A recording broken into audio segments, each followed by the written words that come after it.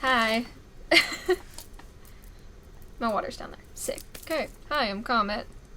We're back with another Supernatural reaction. It's been less than a week since my last reaction, but since then, the mid-season hiatus for 911 Season 8 ended, and we got Season 8 Episode 9, and I am crashing out real hard over Buddy right now. I was getting the Destiel bug, I was getting back into fanfiction for Destiel, and then next thing I know, I'm back in the fucking building again with Buddy. Right now is a lot of just, I'm back in the fucking building again for a lot of ships. I'm terrified because it does remind me of when we got Despair and kind of what that experience was like, but I have to keep reminding myself because I've gone out of my way to be like, I know it's scary and easy to think that this is gonna be another Destiel situation, but there are key differences in how 911 has handled queer fans and buddy shippers and their characters compared to how Supernatural handled their queer fans and Destiel shippers and Castiel and Dean's characters. No matter how hard Buddy tries, Buddy will not be as bad as Destiel unless they do something fucking insane, like say Buck's bisexuality was a phase or something, which I highly doubt, because with Destiel, there was never any explicit confirmation of any of the main characters being queer. They did not have queer main characters from the start. It's just a whole long list of reasons why this will not be another Destiel situation, though it may traumatize us in a similar way depending on what happens. And it's a little bit terrifying to be in this state at the moment. So yeah, that's my update for you guys. I don't know why I decided to talk about this other than when I was doing my makeup getting ready for this, I was watching 911. Yeah, I'm having the time of my life, as always. Anyway, me crashing out over Buddy, and depending on when this video comes out, maybe, just maybe, we'll have a little, what am I saying?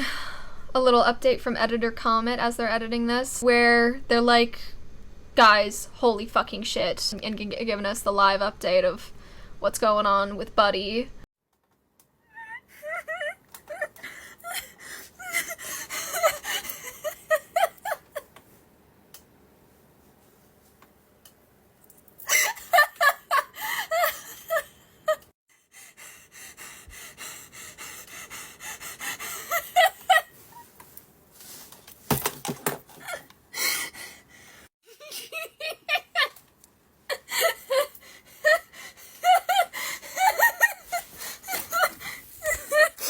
I don't know.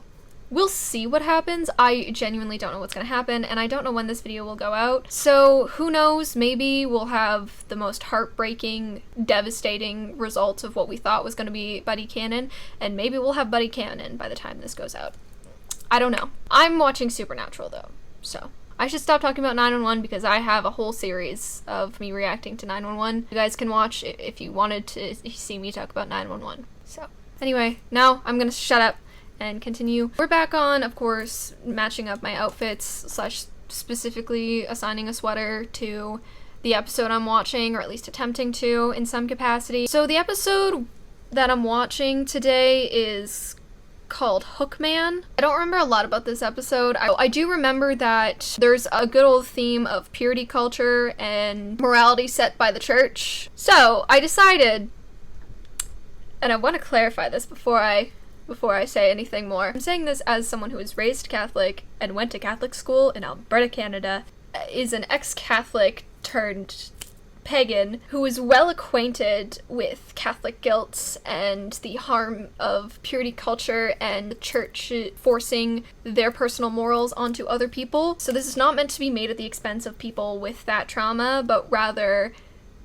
making a joke about my own. I want to handle it with as best care as I can because I know how difficult this is, but as always, keep in mind, this is a way that I cope with said religious trauma and with things like the influence of purity culture on myself. And I would also like to remind everyone, or let you guys know, if you haven't heard this before, that the saint that pioneered the idea of purity culture that evangelical religions perpetuate was obsessed with sex, got married once and had some children with her, and then separated from her so he could marry a 10-year-old. So you have your own personal morals, and they're totally valid. The harm that they can cause is, to an extent, presented in this, and I know firsthand the harm it can cause. So, with that little disclaimer out of the way that this, I'm basically, joking about trauma I understand, the sweater I chose, and some of you may already have guessed, was my smut slut crewneck. I figured I was gonna be wearing it at some point. I didn't know when. I think I'm probably gonna wear it for, like, the more meta episodes, but I thought it would be funny to wear it because there is, like, a heavy theme of purity culture that goes into the harm that is caused in this episode. Maybe I'll regret this decision as I watch the episode. I hope I don't. If I do, I'll own up to it. But once again, this is coming from the place of I am someone who is well acquainted with Catholic guilt and religious trauma, and this is how I cope, by doing a full 180 and doing basically the exact opposite of what the church told me was right. With that out of the way, whatever insanity I just started with this whole intro, let's get into this episode. I'll see you later. Don't do anything I wouldn't do. There's nothing you wouldn't do. It's true. Yep. I'm not uncomfortable with any of this. Yep. Let's sexualize some college girls, why don't we? For funsies. What a wild time.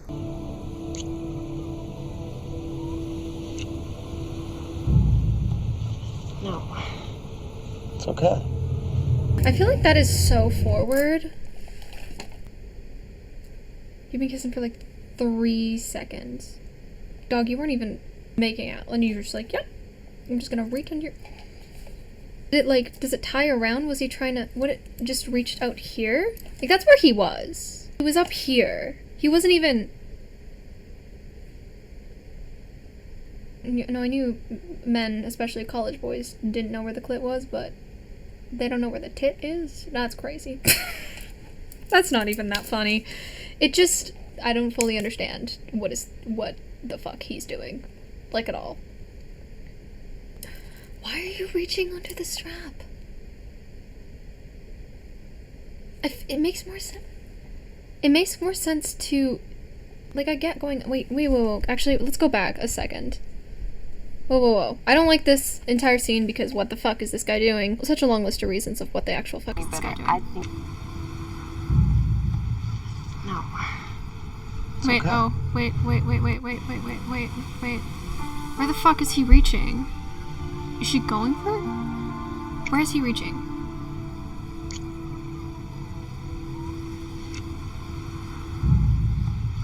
No. It's okay. Does it? Wait, hang on. How does she put this shirt on? Confused. Okay, I'm confused about everything that's happening in this scene now. Okay. He's reaching here. Was he going to pull the shirt over her head? Or go to untie it? I don't understand. I understand kind of reaching in this general direction, but moving up is very strange. If you're gonna untie it or pull it over your head, it would make more sense to reach around instead of reaching under. Reaching down would be one thing, because...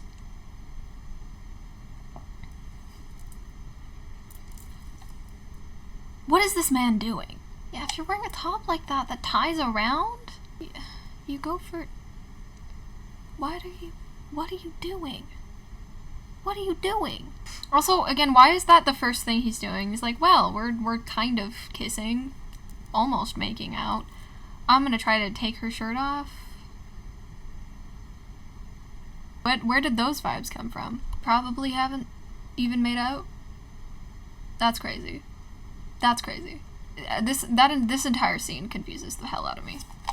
I think I just need to move on. I can't. I feel like I want to make a joke, but I don't even know what the joke would be because I don't even know what the fuck this guy is doing. I guess there is a joke in here about how a lesbian doesn't understand what the fuck this man is doing. What is that? No, Rich, no! No, just wait here. What the fuck? Okay. Well, I don't know what the fuck this guy's thinking. No, honestly, what is this guy thinking?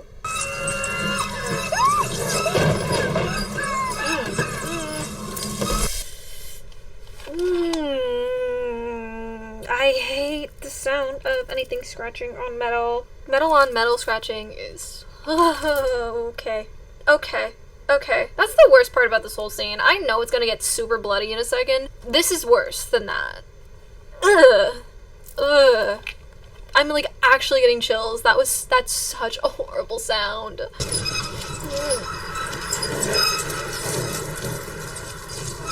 Ugh.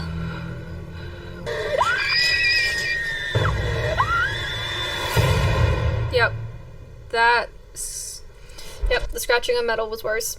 Your half-cap double vanilla latte's getting cold over here, Francis. Bite me. I forgot that it was canon that Sam liked fancy little lattes. Honestly, he's so real for that. I wonder if this does carry over into later seasons, because I don't actually remember. I wonder. That's a fun little thing. I actually really love that. Doesn't mean it's the Invisible Man. But what if it is? Seen tons of pictures of Dean, of that, tons of screen caps of that specific picture of Dean. That's a good picture of Dean. Dean is a very pretty man. Jensen Ackles is a very pretty man, and I'm like, when I say I want to be pretty the way that boys are pretty, this is what I mean. Okay? God or whatever. I don't think God had shit to do with me, actually. But for the sake of the joke, God made me with green eyes and freckles, only for me to be consistently jealous of a man with green eyes and freckles. I want what I can never have. I could have had it all, but I am AFAB and 5 feet tall. We're your new roommates. Do me a favor, get my back. Big game today. I haven't been to college, but I have stayed with a friend at their dorms at their college. And this is like pretty accurate, I would say, from my limited experience. Because, you know what, man? My first day at their dorms, we watched Our Flag Means Death, and I cry over media pretty easily. So I was sobbing for the last 3 episodes, and their roommate, who I had just met that day, held me. And we held each other as we cried over Our Flag Means Death. So, in my very limited experience in college dorms, this checks out. You missed a spot. Just down there in the back. Dean being like, you missed a spot. Also, she's a fucking freshman? What does that put her, 17, 18? Oh dear God, this poor child. I say this as a 20-year-old. She's 2 years younger than me, but also, what the fuck? This poor girl.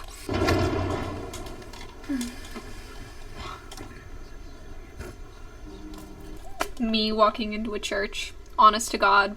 This is why I don't go. When's the last time I went to a church? My mom's wedding.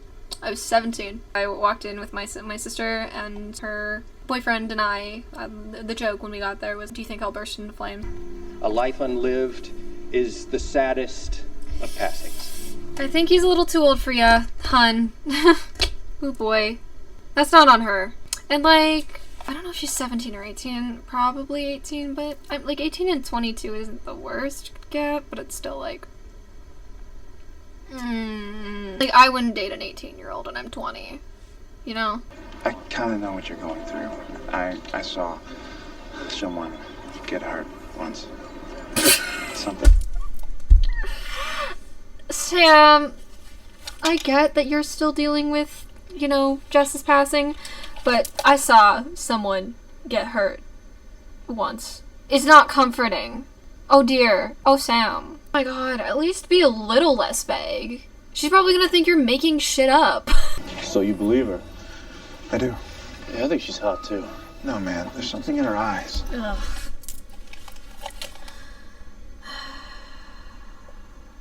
When you're watching Supernatural and you're reminded that Dean was written by a man in 2005, she's 18, Dean. You're 26. I don't blame Dean for it, I blame the writers. What the fuck, guys? This is how you spent 4 good years of your life, huh? Welcome to higher education. As if Dean doesn't do research for his own jobs. You want me to buy that? I think part of it is like a writing choice where they try to make Dean out to be kind of like the dumber brother. But I also like to believe that it's just a cool guy facade he puts on. I prefer that, because he does worry about how people see him and kind of hate himself a lot. This is where we get the unfortunate misunderstanding of Dean's character. He's been hunting since he was a child. He does his own research for his own calls. Sam might be better at research, maybe, but come on. Nice job, Dr. Venkman. Let's check it out. That's a joke, for sure. Taylor, you awake? This scene is so fucking wild. Like, this poor girl. Holy shit. She was just there. Holy shit. Was she the first non-white girl in this whole show to show up? Are we on episode 7 and this is the first female character that wasn't white?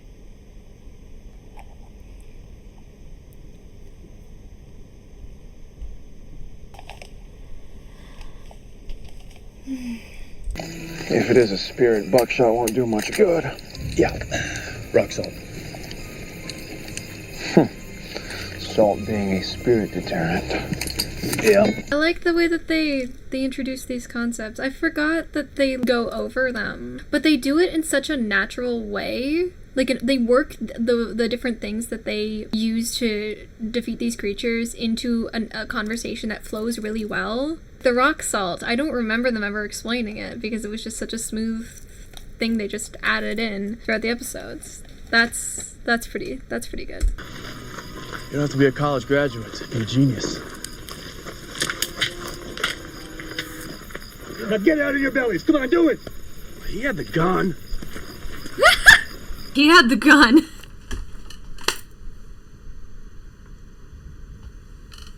I love him so much. I love Dean.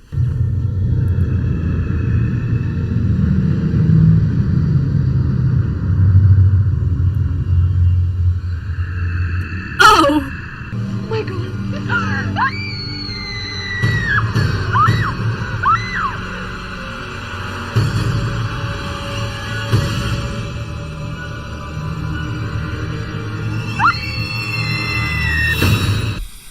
And the first black girl on Supernatural is dead. 16 minutes into this 40-minute long episode. Am I wrong about that? I feel like there's been women on the show, but they've all been white. A lot of the women die. The women on the show are sexualized to hell and back, or they die, or both. And 7 episodes in, they had the first black woman on the show, and she died 16 minutes into the episode. Okay, yeah. Yep. Yeah. That was a thing that changed in Heard From Your Mother. She doesn't die in the episode, in the fic, because literally what the hell? Oh, what a time this is. Saved your ass. Talked the sheriff down to a fine, dude. I'm Matlock. But how? Told me you were a dumbass pledge and that we were hazing you. What about the shotgun? I said that you were hunting ghosts and that spirits are repelled by rock salt. You know, typical Hell Week prank. See? Dana's smart. And Sam was gonna be the lawyer.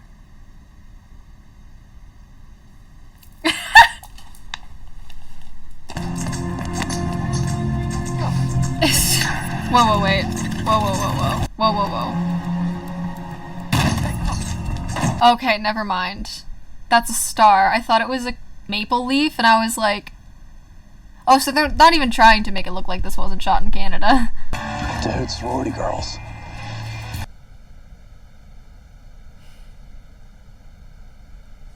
Naked pillow fight? Nah.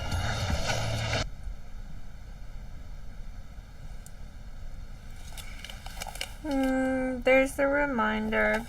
He is a man, written by a man in 2005. Also, the concept of naked pillow fight is fucking crazy. What the fuck do you think women do in their free time? At their college dorms? A naked pillow fight? When I hung out with girls, I'm not a girl, but you know, when I hung out with girls at their college dorms. We drank tequila and yapped about the Marvel movies. And one of them talked about Henry VIII in book talk drama. Naked pillow, what the fuck are you even saying? Why would you be naked? For a pillow fight of all things. I don't feel like you spend that much time naked hanging out with your college roommates. What the fuck? Oh, sorry. Hey, be quiet. You be quiet. You be quiet. You be quiet. You be quiet. Yep. At least they know how to portray siblings. But we still don't know where he'll manifest next. Or why. I'll take a wild guess about why. I think your little friend Lori has something to do with this. Wait, what did he just Seems pick like up? it is the spirit of Oh. Jacob Carnes. But we still don't know where he'll manifest next. Is that a parking ticket? Or why. I always appreciate little details that they put in. I feel like they don't do it as much in later seasons. Maybe it's because they're more well established, they don't need to. Like earlier when he mentioned Sam likes little fancy lattes, and Dean just seeing the ticket on the Impala and being like, yeah. Yeah. It's a Tuesday. It is a Tuesday.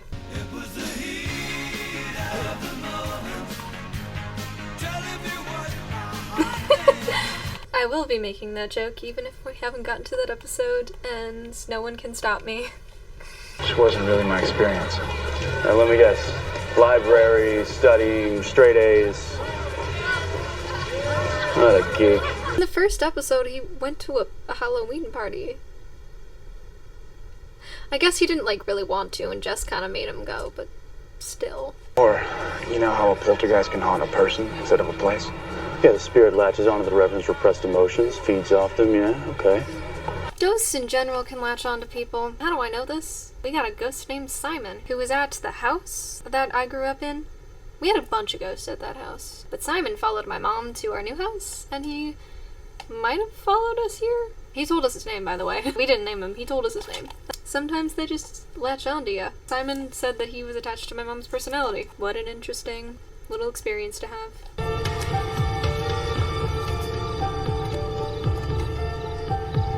This is another thing too, is they've talked about having to salt and burn bodies, but this is the first time we're seeing him salt and burn a body to put a spirit to rest. So they don't show this every single time, but this is the first time we're seeing it, so they're showing what the process is to put a spirit to rest, which is fun.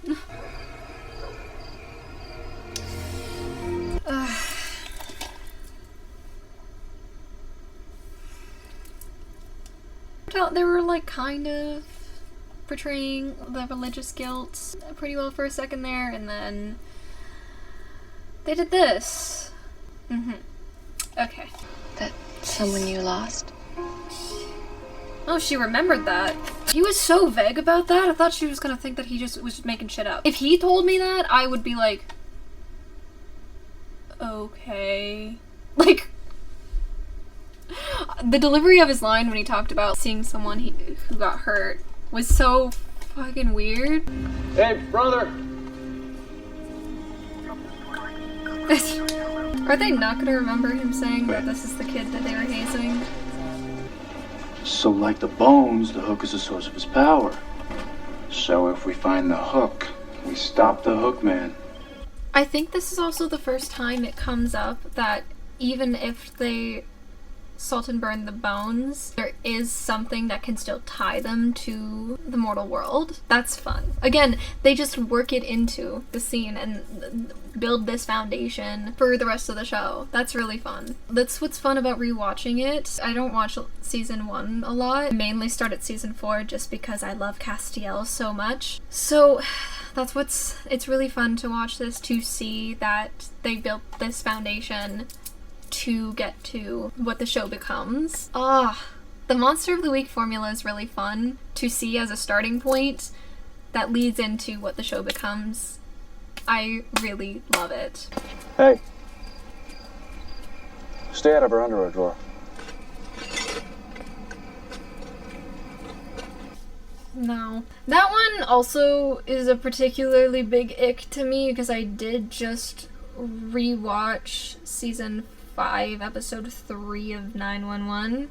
It's weird either way, but it's especially Ugh. A man written by a man in 2005. I love you, Dean, so dearly. I'm so sorry for what they've done to you. Does that say reaping with joy? What? Knocking shit over. What the fuck does reaping with joy mean? What kind of church is this? Wait, what? Okay. I don't even know what to do with that.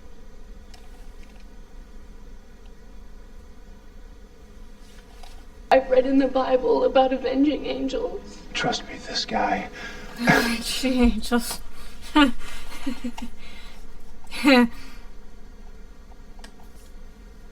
thinking about Cass in season 7 and at the end of season 6. I miss him so much. What episode is this? 7? I have 13 more episodes plus 22, 44 plus 13. 57 episodes until I get to see him again. I miss him, guys. And then I know I get like over... I don't know how many episodes he's in actually. But I get 12 seasons where he's around, kind of. Season 7 is gonna be rough. I don't know how, but it is. I killed Rich. Taylor, too. Oh, this poor girl. Oh my god. They didn't do a great job with this episode for a multitude of reasons, but it does tug at my Catholic guilt a little bit.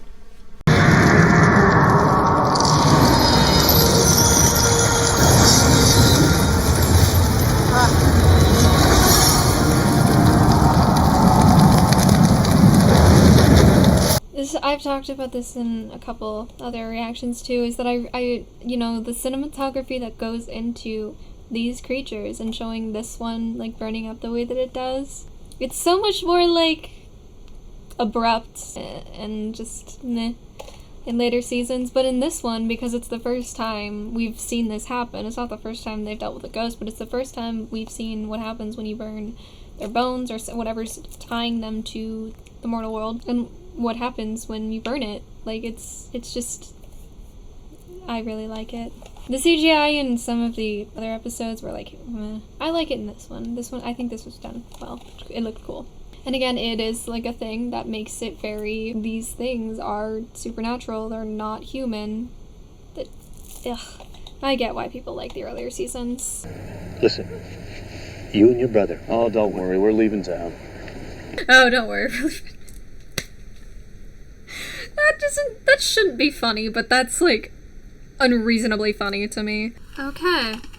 This was just like another call episode. Another case. I'm used to 911. This is like another case episode. I like the way that they integrate these different ways of dealing with spirits. I like that they really casually introduce how they use rock salts, so for future reference we know what they're doing, and if they mention it we know what it means. Like, again, they just work it into the scene really well.